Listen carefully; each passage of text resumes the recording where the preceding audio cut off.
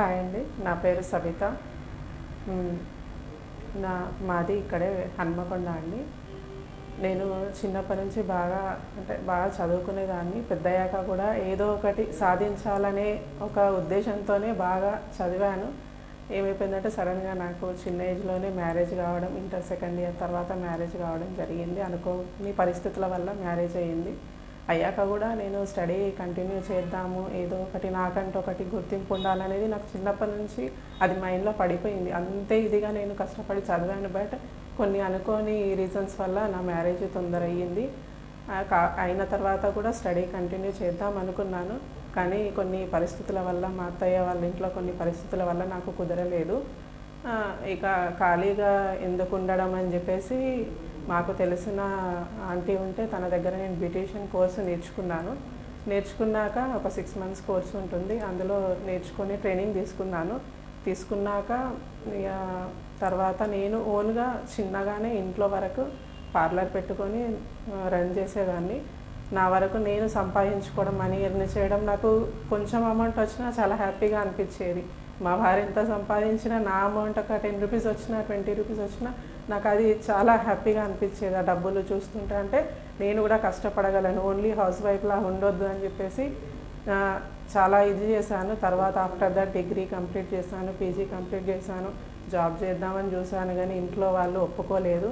ఇప్పటికీ నాకంటూ ఏదో ఒకటి ఉండాలని చెప్పేసి ఫైట్ చేస్తూనే ఉన్నాను. సొంతంగా చిన్న చిన్న బిజినెస్ రన్ చేస్తూ ఉంటాను.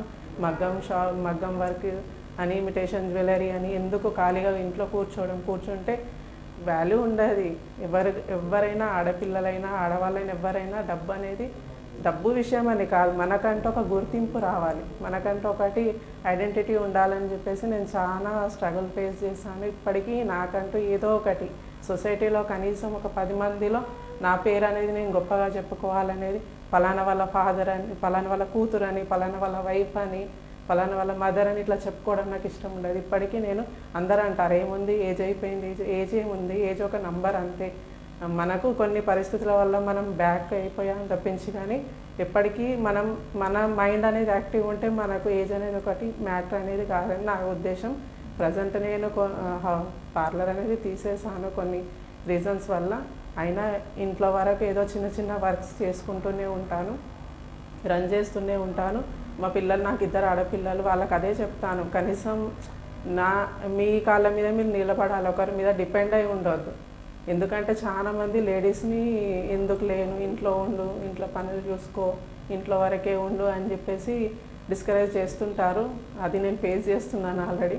కాబట్టి మా పిల్లలకు అలాంటి పరిస్థితి రావద్దని చెప్పేసి వాళ్ళను ఫస్ట్ చదువుకున్న తర్వాత మీకంటూ ఒకటి ఐడెంటిటీ మీరు క్రియేట్ చేసుకున్న తర్వాత ఆఫ్టర్ దట్ మ్యారేజ్.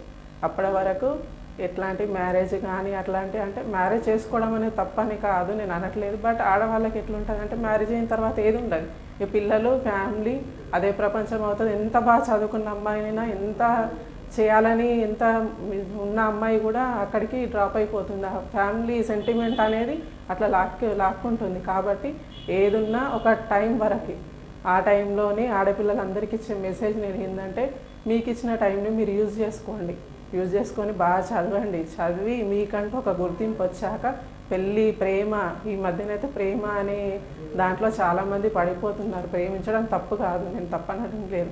కానీ ఒక ఏజ్ వచ్చాక మనకంటూ ఒక అండర్స్టాండింగ్ అనేది ఉంటుంది కదా, అప్పుడు కరెక్ట్ పర్సన్ని చూజ్ చేసుకుంటాం. అంతేగాని టీనేజ్లో లవ్ అని చెప్పేసి పారిపోయి పెళ్ళిళ్ళు చేసేసుకొని అనవసరంగా వాళ్ళు ఇబ్బంది పడి, పేరెంట్స్ని ఇబ్బంది పెట్టి, అనవసరమైన అట్లాంటివి ఉండొద్దని మా 2 పిల్లలని అయితే నేను అదే మోటివేట్ చేస్తుంటాను. వాళ్ళకంటూ వాళ్ళ కాళ్ళ మీద వాళ్ళు నిలబడాలి. తర్వాత వాళ్ళు ఏది చేసుకున్నా కూడా అప్పుడు ఏదొచ్చినా తట్టుకుంటారు. ఆఫ్టర్ మ్యారేజ్ తర్వాత హస్బెండ్ కొట్టడం, తిట్టడం ఏదున్నా వాళ్ళు భరించుకోగలుగుతారు. అదే ఒక నార్మల్ హౌస్ వైఫ్ అయితే ఎదిరించలేదు, ఏం చేయలేదు, అది ఏమున్నది, ఎవరు సపోర్ట్ ఉండదని చెప్పేసి ఎన్ని తిట్టినా కొట్టినా పడుతూనే ఉంటుంది. అదే మనకంటూ ఒక గుర్తింపు ఉండి, మనమంటూ ఒకటి జాబ్ చేసుకుంటే, మన కాళ్ళ మీద ఏమైనా నిలబడితే మనకు నమ్మకం అనేది వస్తుంది. వాడు తిరిగిపోతా తర్వాత అది ఏది జరిగినా కూడా మనం యాక్టివ్గా నిలబడతాం, స్ట్రాంగ్గా ఉంటాం అన్నట్టు. మన మెంటాలిటీ అట్లా ఉంటుంది. తర్వాత సూసైడ్ అటెంప్ట్లు అవన్నీ చేసుకోము. మనకంటూ ఒకటి ఉన్నది కాబట్టి మనం ధైర్యంగా ముందుకు వెళ్తాం అనేది నా ఉద్దేశం. ఈ అవకాశాన్ని ఇచ్చిన అందరి టీవీ ఛానల్కి థ్యాంక్స్ చెప్తున్నాను. Thank you so much.